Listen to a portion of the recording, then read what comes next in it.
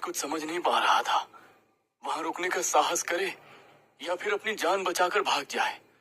तभी मेरा कंकाल बन चुका शरीर और हड्डियों में भीतर धंस चुकी काली आंखें उसको याद आई। तो एक बार फिर उसने वहां रुककर विधि पूरी करने का मन बनाया। 3 पत्तल जमीन पर बिछाकर उसने सब में पका हुआ मांस परोसा। एक पत्तल अपने सामने रखकर वो जैसे ही मांस को खाने को हुआ, उसने देखा मांस के टुकड़े पर असंख्य घिनौने कीड़े रेंग रहे हैं, जिन्हें देखकर उसका मन खराब हो गया और चाहकर भी वो मांस के टुकड़े को अपने मुंह में नहीं रख सका। पहले रक्त पिशाच को भोग दे देता हूँ, हो सकता है उसका क्रोध शांत हो जाए तो सब कुछ सामान्य हो जाए। धीरज ने एक नजर उठाकर कुएं की ओर देखा।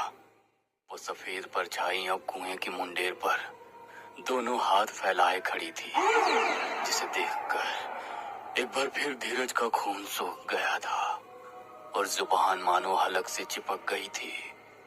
समझ नहीं आता कि वो कुएं के पास जाकर रक्त पिशाच को भोग चढ़ाए या उल्टे कदम अपने गांव की ओर भाग जाए।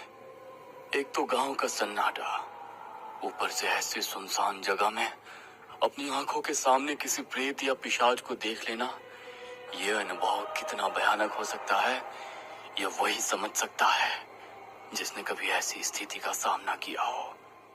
आपने महसूस किया होगा, अंधेरी रात में जरा भी आहट दिल की धड़कन तेज कर देती है, और यहाँ धीरज के सामने साक्षात रक्त पिशाच खड़ा था, जो इस वक्त पक रहे मांस का इंतजार कर रहा था।